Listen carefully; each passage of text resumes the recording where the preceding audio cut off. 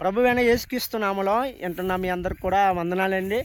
మరి దేవుడు కొన్ని విలువైన వాక్యంతో మాట్లాడుతున్నాడండి. సామెతల గ్రంథము 4వ అధ్యాయము 24వ వచనంలో దేవుడు వాక్యంతో మాట్లాడుతున్నాడండి.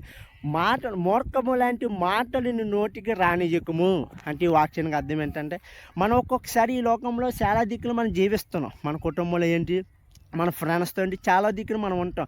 మన మాట ఎలా ఉంటుందో చాలా మూర్ఖంగా ఉంటాయండి. మన మాటలు ఎదుటివాడికి అసహ్యం తెచ్చుకునేలాగా ఉంటాయి. ఎదుటివాడికి చిరాకు తెప్పించుకునే మాటలు మన మాటలు ఉంటాయండి.